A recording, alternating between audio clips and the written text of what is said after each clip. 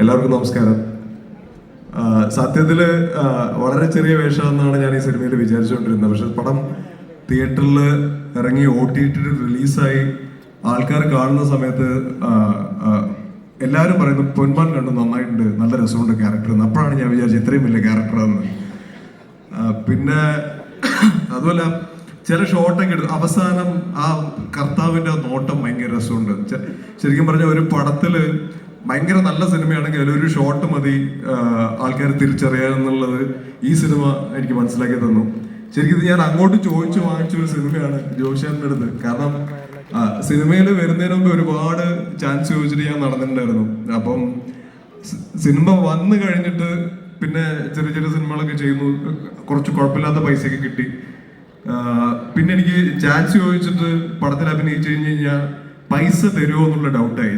ഞാൻ അങ്ങോട്ട് ചോദിച്ചിട്ട് അഭിനയിച്ചാൽ ചിലപ്പോൾ പൈസ തരൂല്ല എന്നുള്ളൊരു ഡൗട്ട് ചോദിക്കാൻ മടിയായി. പിന്നെ ഇപ്പൊ എന്റെ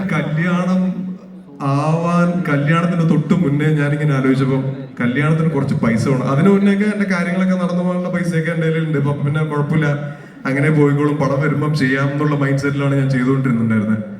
പക്ഷെ കല്യാണം എടുത്തപ്പം പടമില്ല, പൈസയും ഇല്ല എന്നുള്ള അവസ്ഥയിൽ ഞാൻ എന്ത് ചെയ്യുമെന്ന് ആലോചിച്ചുകൊണ്ടിരിക്കുന്ന സമയത്ത് എനിക്ക് പരിചയമുള്ള കുറെ സിനിമാക്കാരൊക്കെ വിളിച്ചു, എന്തെങ്കിലും പരിപാടി ഉണ്ടെങ്കിൽ പറയണം, എന്തെങ്കിലും ഉണ്ടെങ്കിൽ പറയണം, എന്തെങ്കിലും സിനിമയിൽ എന്തെങ്കിലും ക്യാരക്ടർ ഉണ്ടെങ്കിൽ പറയണം. ഞാൻ അങ്ങോട്ട് ചോദിക്കാൻ തുടങ്ങി. കാരണം ആവശ്യമാണ് നമ്മളെ ചോദിപ്പിക്കുകയെന്ന് എനിക്ക് മനസ്സിലായി.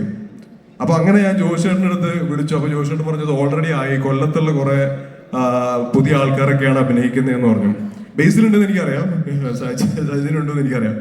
അപ്പൊ ഒരു പ്രതീക്ഷയില്ലാണ്ട് നിൽക്കുന്ന സമയത്താണ് എൻ്റെ അടുത്ത് ഒരു ദിവസം വിളിച്ച് ഒരു ഫോട്ടോ അയച്ചു തരുമെന്ന് വെച്ചു. അപ്പൊ എന്തോ ഭാഗ്യത്തിന് ഞാൻ കുറച്ച് മുടി വളർത്തി വെക്കുന്ന സമയമായിരുന്നു. ഒരു പണിയിലാണ്ട് നിൽക്കുമ്പോൾ ഇങ്ങനെ വളർന്ന മുടിയാ. അപ്പൊ അങ്ങനെ വളർന്ന് അപ്പൊ അത് അയച്ചു കൊടുത്തപ്പോ പുള്ളിക്ക് തോന്നിയിട്ടുണ്ടാവും കർത്താവിന് കുറച്ച് മുടിയുണ്ട്, അപ്പൊ കുഴപ്പമില്ല എന്ന് പറഞ്ഞിട്ട് എന്നെ വിളിച്ചു.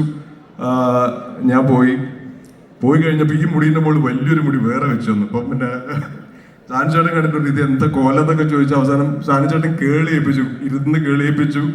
അങ്ങനെയാണ് കർത്താവായിട്ട് അഭിനയിച്ചത്. പക്ഷെ സന്തോഷമുണ്ട്, ആ സിനിമ ഭയങ്കര സക്സസ് ആയി, ആൾക്കാർ തിരിച്ചറിയുന്നു. ആ സിനിമ കാരണം കുറച്ച് സിനിമകളൊക്കെ സംസാരിക്കുന്നുണ്ട്. അപ്പൊ ഇനിയും സിനിമകൾ സംഭവിക്കുമെന്ന് വിചാരിക്കുന്നു. ഇല്ലെങ്കിൽ ഞാൻ ചാൻസ് ചോദിക്കും. ഇനി ആവശ്യങ്ങൾ വരുന്നുണ്ട് അല്ലേ? അപ്പൊ എന്തായാലും സന്തോഷം. അതല്ല അതായില്ല, അല്ല ആവശ്യം വരുമല്ലോ. എല്ലാവർക്കും ഈ സിനിമയിലെ ജീവിതമായി റിലേറ്റബിൾ ആയിട്ടുള്ള കാര്യങ്ങൾ മാത്രമേ പറയാൻ